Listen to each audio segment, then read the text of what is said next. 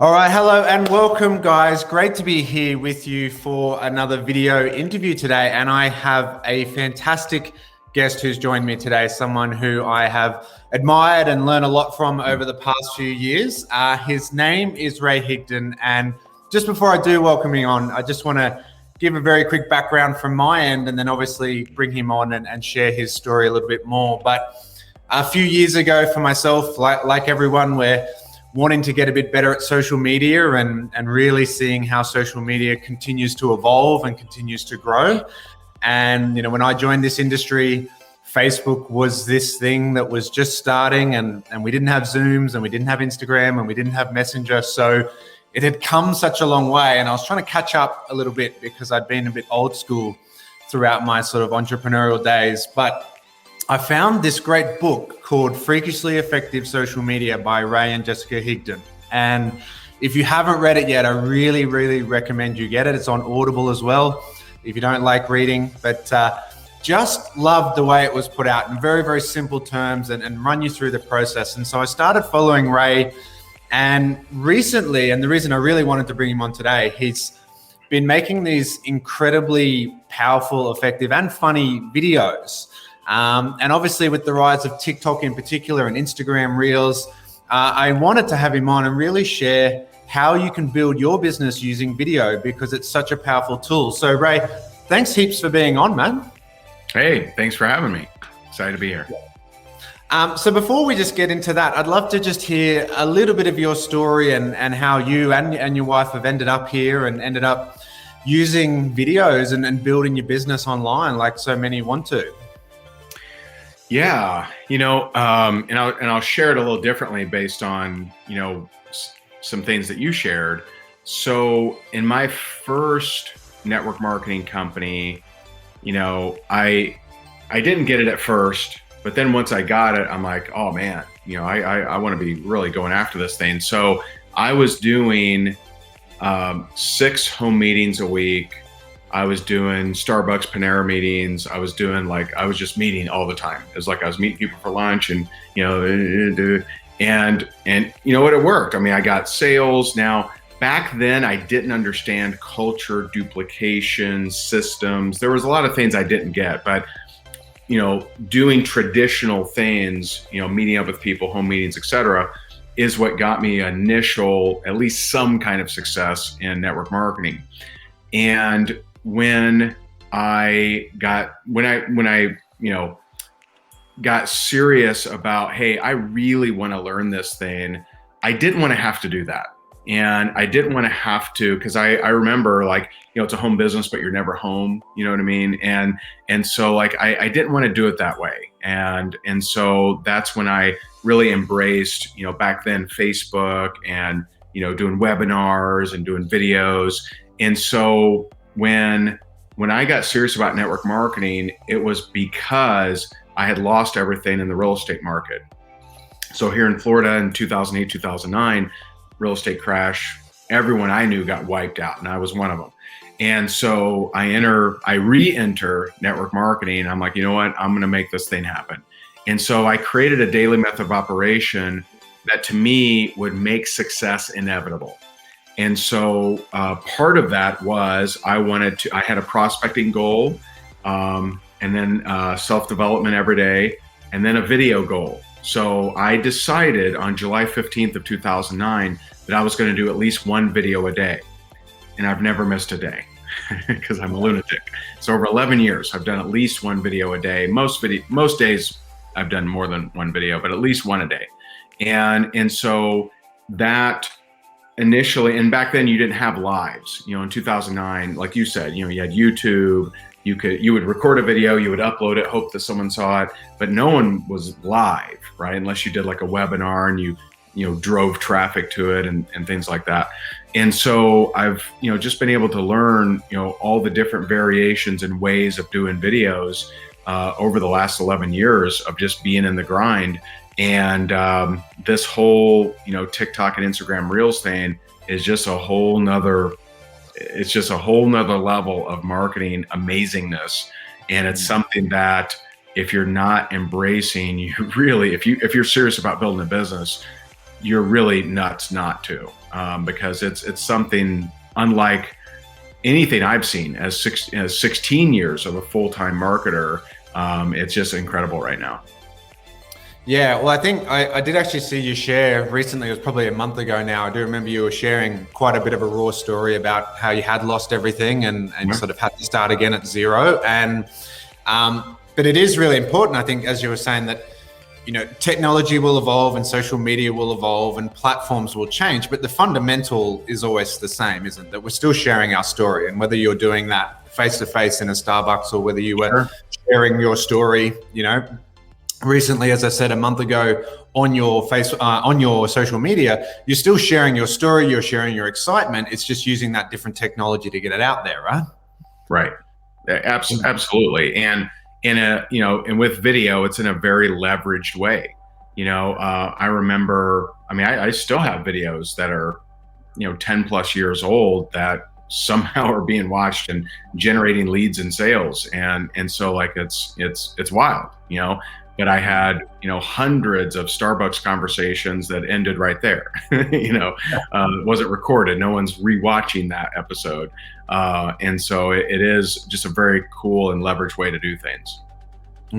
We'll use that L word of leverage there. And I think that's, again, in this industry, we can talk about residual income and we can talk about financial freedom, and those things are available, but the leverage is the key. The leverage is the real thing that we offer that no other business model can kind of create. The leverage that you can create, from your smartphone at home is phenomenal these days. And if we take care of that, obviously we can move that into residual and wealth and financial freedom. But yeah, I still remember catching the bus, into the city to go to the meetings, 17, 18 years ago now. And I was so broke that even the bus fare was kind of a bit of a challenge to get to the meeting, but that was the only way to tap into what was happening in the team, was to go along to that. So it's allowed the opportunity for so many people to create that leverage. I think then if we skew it the other way, obviously, because leverage can be a double-edged sword, one of the biggest challenges for people is obviously the fear of judgment. And so they fear if they do put something up there, it could go viral the wrong way. And, a lot of people are going to see it and a lot of people are going to be negative about it. So how did you deal with the fear of judgment when you were starting? Hey guys, so I got a house full of people and a bunch of girls just burst in. Little kids, little ones. Sabrina, can you go out there, please? Thank you. All right. I know over my Lego piece the other mid-interview. So the fear of judgment. The way I'll share how I handled that first, and then kind of give some suggestions on how others. So mine started with public speaking, and so I was working for a county government. Have you heard this story? No. I hear this every once in a while. So I was working for a county government, and I was a junior project manager, and my boss, who I really, really respected, like, she hired me when I wasn't quite qualified, and she believed in me. Like, she was really my favorite boss I ever had. And so she says to me one day, she goes, "Hey, on Wednesday, why don't you do a presentation for the group and just kind of share, what you're working on, your project?" And I'm like, what do you mean? And she goes, "Well, just like put together a presentation, just, you'll just present it to the group." And she said it so nonchalant, so no big deal. Now, I'd never done anything like that, and it terrified the hell out of me. And so I go home that night and I'm like, oh my God, they're gonna, and I, looking back, I know why I was so caught up, but back then I didn't know exactly why. The reason I was so worried is I was really worried to be found out that I was stupid. Like, that's what I was actually worried about, because I was always a hard worker and I would outwork, everyone, but I always felt like everyone else was smarter. And so I was terrified that I'm going to do this presentation, they're going to learn how stupid I am, and then they're going to fire me or something, right? And so, that night, so I go home, I'm like, all right, I got to do something. So I go to the library and I get 2 or 3 books on public speaking. And so, like I'm cramming, I'm reading these, how to, speaking for idiots and the dummy's guide to speaking and, all these things.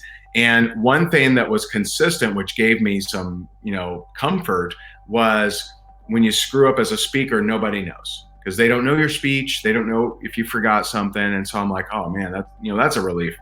And then that morning, I remember like I had my hand, so that was back when I had a home phone, right? And so I had my hand on the phone. I was going to call in sick because I hadn't slept for 3 nights. Like I'm a wreck. I'm literally losing my mind because I'm just so worried.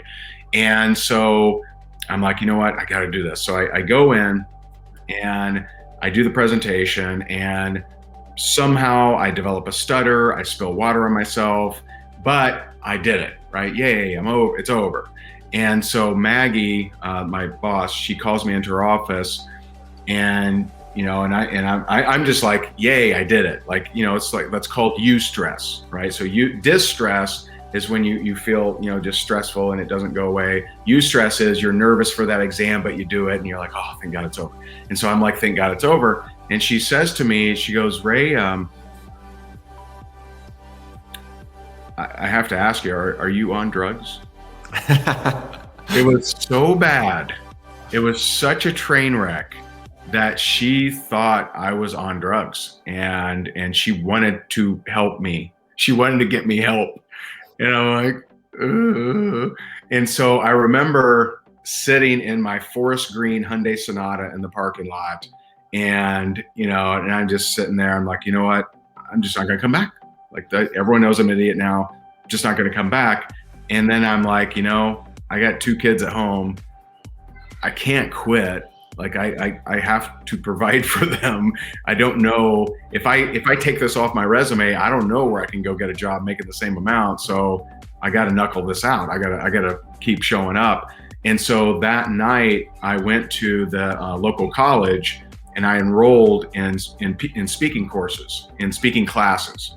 And so I said, put me in every class where I have to speak. And they're like, well, that's usually the ones that people do last. I'm like, put me in every class. If I have to speak at front, put me in that class. And then I joined Toastmasters. And so I just went after it. And I think when people are presented with a situation like that, I think most people probably go the other way, right? Let me never do that ever again. That really sucked. And there's just, I've always had some mechanism in me of, if I'm afraid of it, but I know that there's benefit there, that I need to get better at it. And so, since then, I've spoken to, crowds of 20,000. I think 26,000 was my largest crowd, several times 10,000. But let me tell you how that translated on video. So I had a buddy that when real estate crashed, he was like, hey man, you want me to teach you, some internet marketing? And he was an affiliate marketer making, really, really good money. And I had helped him in real estate, so he wanted to return the favor. And he's like, dude, I'll help you like make, videos and stuff. And I'm like, okay. And he goes, you're a speaker, should be, natural, you would think. And so I get on camera, and, I don't know why this was so weird for me, but I get on camera and I just treat it very differently. And so I'm looking, so I taped a script to the back of my computer. And so like here, here's the camera, I'm looking up here. So I'm like, hi, this is Ray Higdon. Do you struggle with generating leads online? And so I'm in a suit, I got a red tie, and I send it to my buddy. And by the way, it took me only 100 takes. It's out there on the table.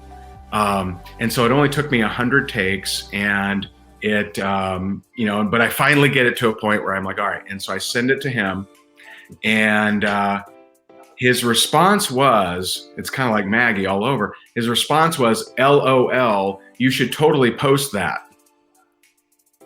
So like I was doing it very seriously. He thought it was hilarious. He thought he didn't even comprehend that could possibly be an actual human attempt.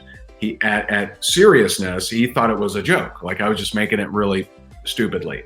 And so I've basically, like most of the skills that I've built, I first did very badly. And so, from that, I just like, you know what? I know that this will help me. I'm gonna keep building this muscle. And so, have I screwed up? Oh yeah, many, many, many times. And one of the things that I shared on Facebook the other day was, some people still think their first video is going to be amazing.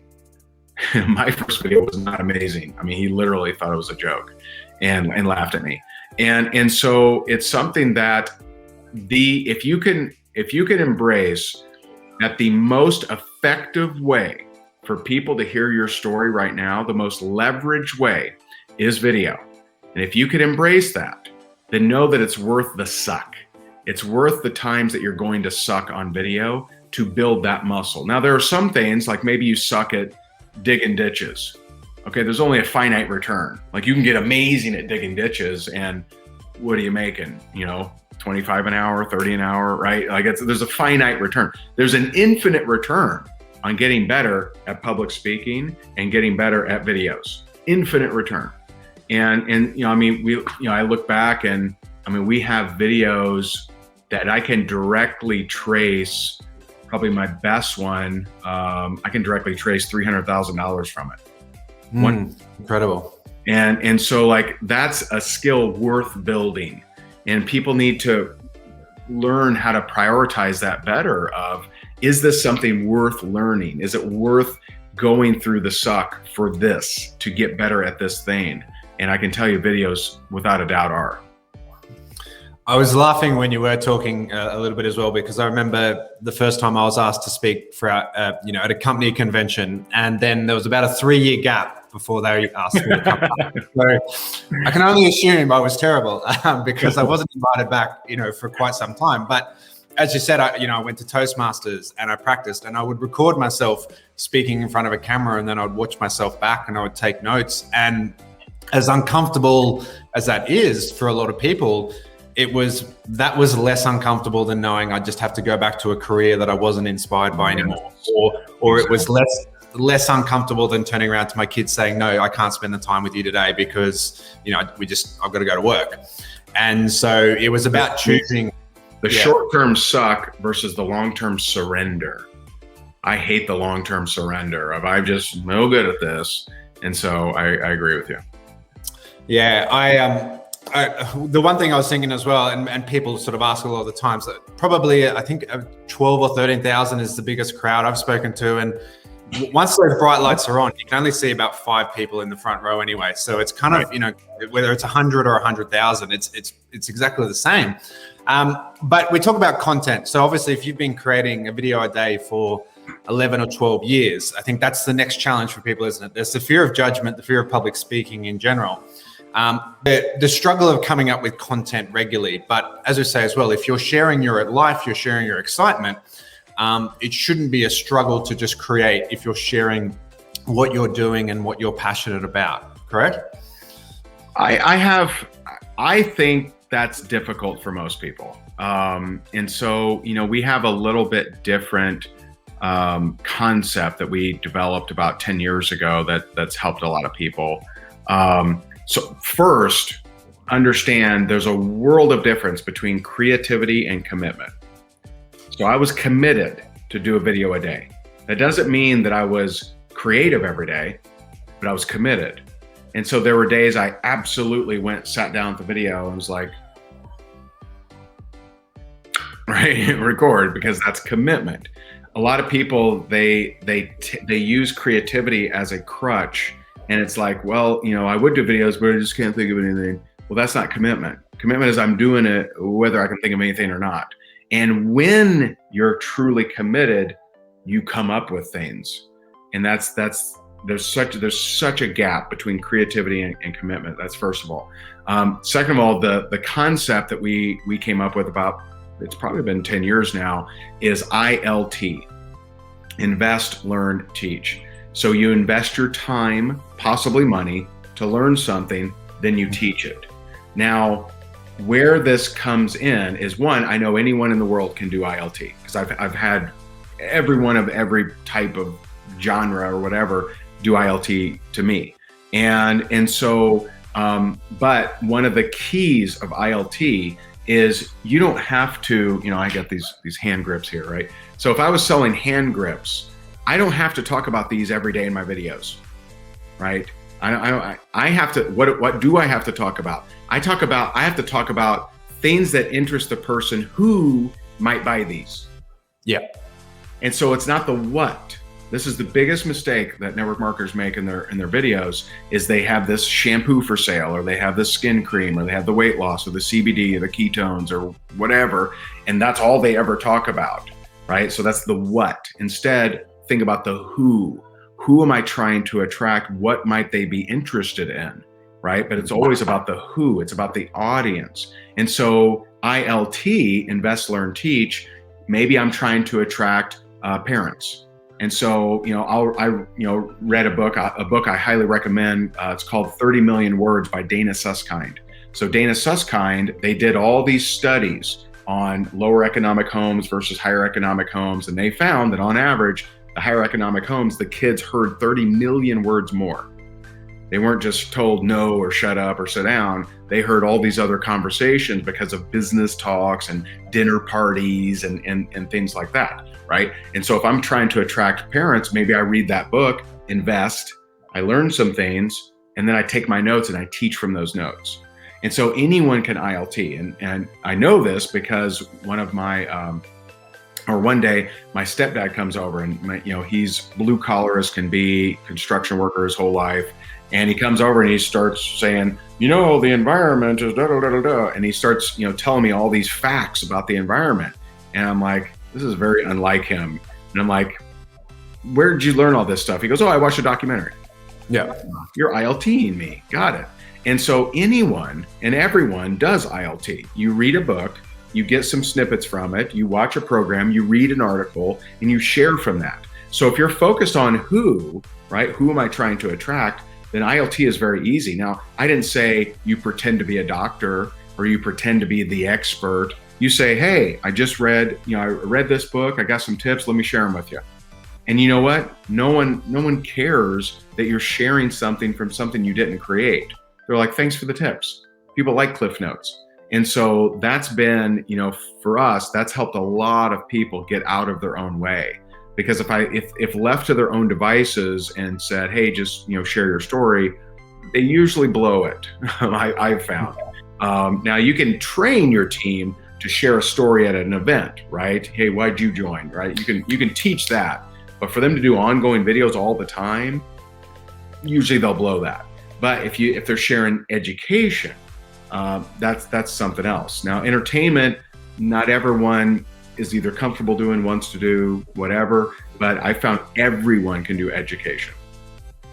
Yeah, awesome tips. And I've always said something, similar is, I guess, one of the keys to building a business is study, practice, teach. Go out, learn, find that, and then put it into action, learn, gain that experience, and obviously, and then teach others. Sure. And I love what you were saying before there as well, of just like, if you've got that system that you can follow, then it makes everything easier. But the really important thing that, if you missed it, is Ray saying, how about we don't sell products at the end of the day, we sell solutions to problems that people have. And so what are the conversations they're having in their mind each day around that problem? Like if they're trying to get stronger and they're buying gym equipment, what's the conversation they're having about, what's going to work? What is this better? There's always that, my background is health science. So as a physical therapist, so every day people would say to me, what's the best type of exercise? And it's like, well, the one that you do at the end of the day, the one that you got to do every day is the best one, like you choose. But those sort of questions that are going on in people's heads, and then we can offer value to the audience with that. So the last thing I just want to ask you, Matt, is over those years, are there some little tips you would say about just to help stand out? Because obviously, you go onto your Instagram reels and people have a pretty short attention span and they're flicking through and they're sliding. And, I can't dance. So half the stuff I see is essentially just the shuffle dance at the moment. So how do you make your videos just pop out that little bit more and get people's attention as they're scrolling? Yeah. So couple tips. And right now, for sure, TikTok and the IG reels are the key. The absolute key for several reasons. And, know that it's not that TikTok likes short videos. It's that people like short videos. That's what made it popular. And so one, consistency. I only have a couple TikToks that got, pretty serious views. A lot of my TikToks don't get that many views, but I'm consistent. I'm putting them out there. And, sometimes some of my lower viewed things have generated more sales than the bigger viewed things. And so like just simply being consistent, you just don't know when you're going to hit it right. And I remember I saw a company get attacked in the news in network marketing. And I thought, you know what, those reps are probably going through hell right now. So let me help them out. And so I did a video, what to do if your company is attacked. Right. And I figured it would do well, but in less than 24 hours, I had 50,000 views on Facebook without ads. Now on Facebook, that's pretty unique. On TikTok, that happens all the time, but on Facebook, that's pretty unique. And that actually earned me, the owners of that company hired me to speak for their company, and several of their leaders hired me as a coach. Like, that video was a 6-figure video. But if I wasn't consistent and I wasn't constantly searching for, what am I talking about today, I never would have done that video. And so consistency. Number 2 is your cover photo. That's so important. And, if you're a Victoria's Secret model, then, you probably don't have to worry about this. People are going to stop the scroll and watch your stuff, right? But if you're like us, right, you got to do a little bit more work. And so, have a cover photo of why should you stop the scroll and watch this video right now? What is it? And so think about it like this. Think about, if you're driving down, the interstate and you look over and you see this building that's clearly some kind of store, but there's no sign out there. Do you just, pull over because you got extra time and just, kind of peek inside, right? No, you drive right past it. But if that store had a sign on it that said, hey, we got 2-for-1 digital cameras, and you're looking for digital cameras, then you might pull over. And so people are scrolling by at 80 miles an hour. They're just scrolling. And how do you get them to stop? It's not the great content inside. It's the actual cover, right? Why should I stop? If it's just you looking at the camera and there's no image, no text anywhere, I don't know what it is, I'm probably going to keep going. And so, unless I know you. And that's, so that having that cover photo is just so important. I was interviewing a guy, Gabriel, who he went from 0 to 850,000 followers on TikTok in a pretty short period of time. And we highlight him in our course. And he gave me the tip of cut out every additional second you possibly can. So like, when I make a clip, I'll edit it and I'll drag out. I'm literally waiting until my mouth moves and then I'm clipping out everything else. And I just use the basic, just an iPhone, editor. And so clipping out, making it as tight as possible. And that would be, another tip for you. And just constantly thinking about the person. You can, some people are just doing the goofy videos and just lip syncing, dancing, or whatever else. For me, I'm not saying I won't do that. I have done some of that, but at the end of the day, it's like, how am I speaking to the person I'm wanting to do business with and help? And so I just prefer to have some kind of take. So I'll do funny skits. You kind of mentioned this, but if you watch the funny skits, they almost always have a message in them.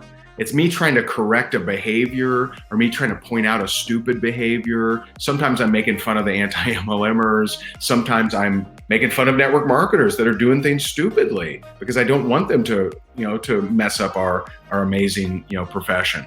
And so like even when I'm doing goofy, funny stuff with, silly hats and sunglasses and mustaches. I like when you blinged up as well. Blinged up, yeah.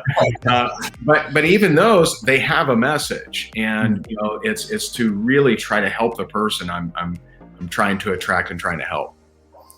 Right, and I think that always comes back to, isn't it? If we sometimes we can be our own worst enemy, can't we? And we sort of self-perpetuate some of the negative stereotypes that are out there. And so if we hold ourselves a little bit better, then society will see us a little bit better as well. And I know that's something, I'm passionate about and you're passionate about as well. So, Matt, I really, really appreciate like profession, responsibility and accountability is always better than government accountability, because the government can barely fix the potholes and you want them in control of people's careers. And so, you want,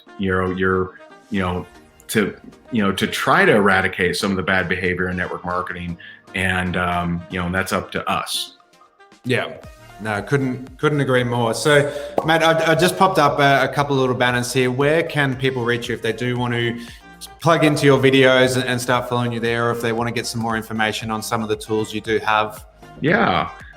So, you can find me on most social media platforms. If you're wanting to get better at short videos like TikToks and IG Reels, we have a 4-video series that's free to watch at 1minuteinfluencer.com. That's 1minuteinfluencer.com. And that's a 4-video series. It's free to watch, and it'll give you suggestions on how to better do IG Reels and TikToks. Awesome. I'll pop that up in the show notes as well. But otherwise, Matt, really, truly appreciate your time. And guys, as I said, if you are after some education, but also some, laughs, make sure you follow Ray. And if you are looking to up your social media game, I cannot recommend that book that Jess and Ray wrote highly enough. It really was super powerful, and I've listened to it a few times now. So, mate, greatly appreciate your time, and thanks everyone for being on, and we'll see you next time. All right. Thanks.